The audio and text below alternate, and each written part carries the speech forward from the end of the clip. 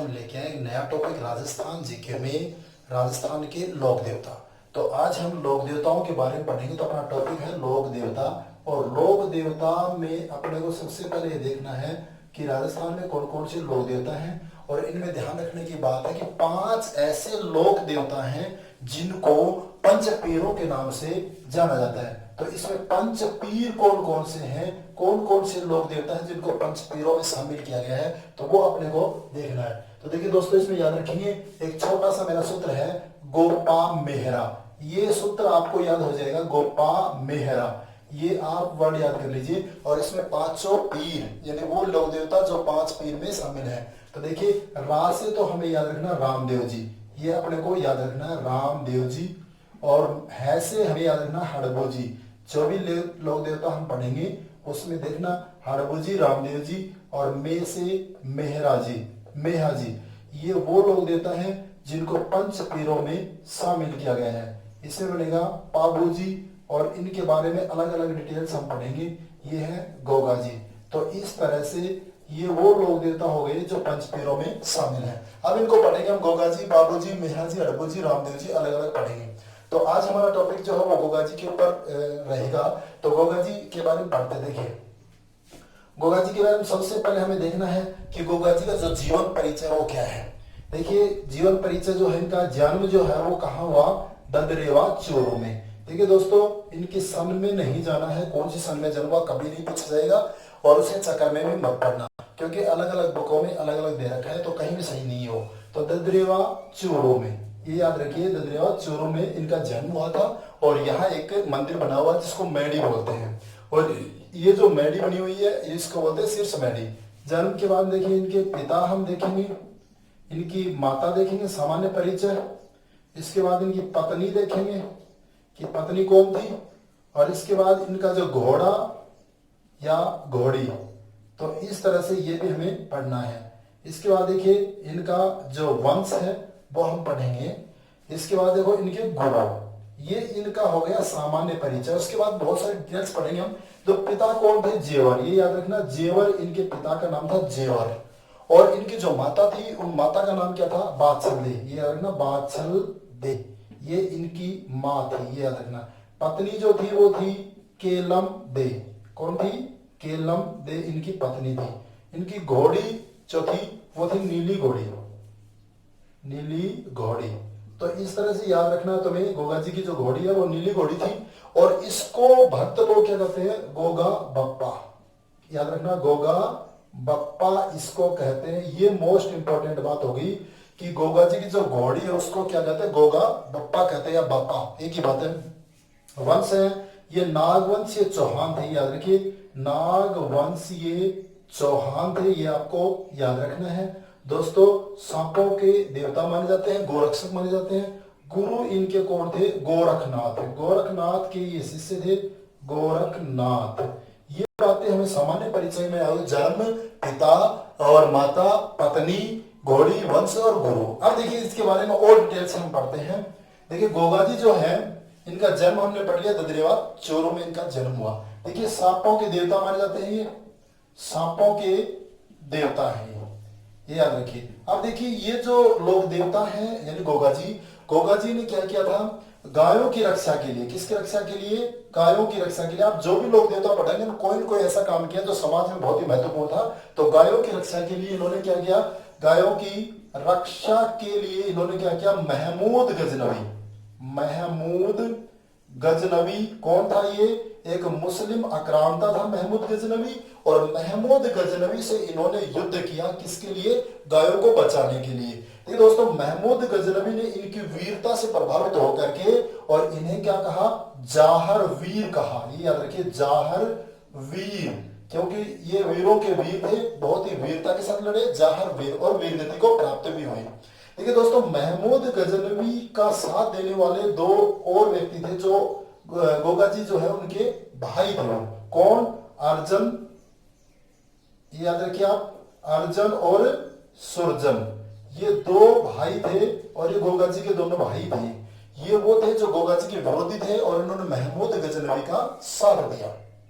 तो याद हो गया, महमूद गजनवी ने जाहर वीर इनको कहा, किसको, गोगा जी को। ये हमने देख लिया। अब इससे आगे हम और पढ़ते हैं गोगा जी के बारे में। देखिए गोगा जी के बारे में, ये देखिए इनका जो प्रमुख मंदिर है, ये याद रखिए आप, दोनों जगह है। तो एक मंदिर तो इनका कहाँ है, ददरेवा, ददरेवा चूरू में, ये मंदिर चूरू में है। और एक मंदिर इनका है गोगा मेडी, याद रखिए गोगा मेडी नौहर हनुमानगढ़, ये याद रखिए नौहर हनुमानगढ़ में इनका ये मंदिर है, जो राजस्थान का उत्तरी जिला है। हनुमानगढ़ 1994 में बना था ये, गंगानगर से अलग होकर। तो गोगामेडी में इनका प्रमुख मंदिर है। ठीक है, ददरेवा में जो मंदिर है इसको बोलते हैं हम शीर्ष मैडी, याद रखिए क्या कहते हैं, शीर्ष मैडी। देखिए कहते हैं कि जब महमूद गजनवी के साथ इन्होंने युद्ध किया था, इस समय कहते हैं कि इनका जो सिर है वो तो पड़ा ददरेवा में, और इनका जो धड़ है वो पड़ा गोगामेडी हनुमानगढ़ में, इसलिए यहाँ जो है वो धुर मैडी कहलाती है। एक मान्यता है, धुर मैडी कहलाती है। देखिए दोस्तों, गोगामेडी जो नौहर हनुमानगढ़, ये इनकी तपस्या स्थली थी, आपको याद रखिए। अब देखिए जो गोगामेडी हनुमानगढ़ में उसमें जो मंदिर बना हुआ है या मैडी बनी हुई है, वो याद रखिए वो मंदिर बनाया किसने, फिरोज तुगलक ने, याद रखिए किसने, फिरोज तुगलक द्वारा ये बनाया गया, ये याद रखिए आप।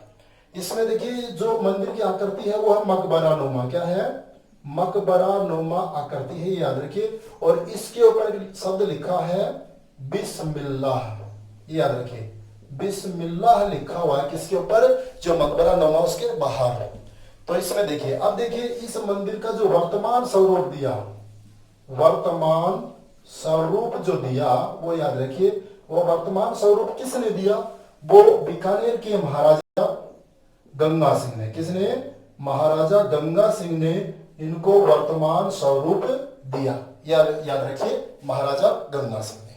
अब देखिए इससे आगे हम बढ़ेंगे, यहां मेला भरता है एक, और वो मेला भरता है जो गोगामेडी हनुमानगढ़ में मेला भरता है, बहुत बड़ा मेला भरता है। और ये मेला भरता है भाद्रपद, याद रखिए भाद्रपद कृष्णा नवमी, यानी आपको याद रखना कृष्ण जन्माष्टमी जो है उससे एक दिन बाद में ये मेला भरता है, कौन सा, भाद्रपद कृष्णा नवमी में। अब देखिए इसके बाद ये जो मंदिर है, इस मंदिर में हिंदू और मुस्लिम, ये याद रखिए कौन से लोग देवता है जिनमें हिंदू और मुस्लिम दोनों पुजारी होते हैं, तो हिंदू भी और मुस्लिम, तो हिंदू और मुस्लिम पुजारी होते हैं, ये बहुत ही अच्छी इंपॉर्टेंट बात है।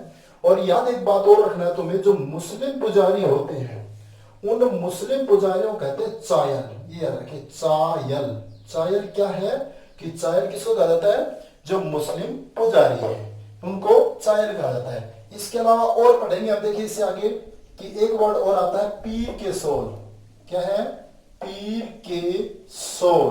अब देखिए दोस्तों पीर के सोल क्या है, ये गोगा जी की जो लोकगीत है, गोगा जी के जो लोकगीत है जिसमें गोगा जी की यश गाथा है, तो गोगा जी के भक्ति गीत जो हैं उनको कहा जाता है क्या, पीर के सोल कहा जाता है, ये आप याद रखिए। इसके बाद एक वर्डिंग आती है, देखिए इनका जो मंदिर है उस मंदिर जो ये बना हुआ है, लेकिन इसके अलावा गांव गांव में भी इनके छोटे छोटे चबूतरे इस तरह से बने हुए हैं, उनको बोलते हैं थान, यानी प्रत्येक गांव में, बहुत सारे गांव में गोगा जी का थान बना हुआ है। और ये हमेशा होते खेजड़ी के वृक्ष के नीचे, किसके नीचे, खेजड़ी के। ये देखो मुख्य मंदिर हुआ, और लेकिन छोटा छोटा इनके थान होते हैं वो खेजड़ी के वृक्ष के नीचे, खेजड़ी होती है जाटी। इसके अलावा देखो इसमें प्रतीक चिन्ह क्या होता है वो याद रखिए, प्रतीक जो चिन्ह होता है इसमें कोई मूर्ति नहीं होती, वो याद रखना है कि इसमें जो पत्थर होता है, पत्थर पर उत्कीर्ण, उत्कीर्ण सर्प होता है, सर्प की आकृति, यानी सर्प की जो आकृति है वो उत्कीर्ण होती है, उसी की पूजा होती है। तो खेजड़ी के वृक्ष के नीचे थान होता है, वो आपको याद रखिए। अब इसके बाद में आपको देखेगा मैं कि महमूद गजनवी से हमने देख लिया, गुरु इनका गोरखनाथ हमने पढ़ लिया, इसके बाद देखो पत्नी पढ़ लिया, माता पिता ये हमने पढ़ लिया। अब देखो इसके आगे ये जो निर्माण था वो भी हमने पढ़ लिया, गोगा राखड़ी बच गया, देखिए गोगा राखड़ी, ये याद रखिए गोगा राखड़ी। गोगा राखड़ी क्या है वो याद रखिए, जब हल चलाते हैं, हल चलाते तो हल और हाली की एक राखी बांधी जाती है गोगा जी के नाम की, उसको बोलते हैं गोगा राखड़ी। और ये गोगा राखड़ी इसमें 9 गांठ होती हैं, 9 गांठें होती हैं, ये आपको याद रखना है। इसके अलावा देखिए एक शब्द आता है गोगा जी की ओल्डी, गोगा जी की ओल्डी। एक वर्ड ये सुना होगा आपने, गोगा जी की ओल्डी। ये गोगा जी की ओल्डी क्या है? ये किस स्थान है? सांचौर। आपने सुना होगा सांचौर, और ये कहाँ है? जालोर में। सांचौर जालोर में, याद रखिए किलोरियों की ढाणी। किलोरियों की ढाणी, ये आपको ज्यादा डीप नहीं पूछेगा, लेकिन याद रखना सांचौर जालोर में किलोरियों की ढाणी जो है उसमें एक छोटी सी कुटिया बनी हुई, झोपड़ी बनी हुई है, जहां कुछ दिन गोगा जी ने बिताए थे, तो उसको कहा जाता है गोगा जी की ओल्डी। तो ये सांचौर में है, और सांचौर को राजस्थान का पंजाब भी कहा जाता है। ये भी आपको याद रखिए कि राजस्थान का पंजाब कहा जाता है, ये आपको याद हो गया। तो इस तरह से दोस्तों मेला हमने देख लिया, भाद्रपद कृष्ण नवमी को मेला लगता है, और हमने देख लिया महमूद गजनवी से इन्होंने युद्ध किया। तो इस तरह से गोगा जी से संबंधित जो बातें हैं, और ये इनको जाहर वीर कहा जाता है, मुस्लिम इनको जाहर पीर कहा जाता है। दोनों इसमें हिंदू और मुस्लिम दोनों पुजारी होते हैं। तो इस तरह दोस्तों आपको समझ में आया होगा। ये वीडियो अगर आपको समझ में आया तो इसको शेयर और लाइक जरूर करें, और वीडियो को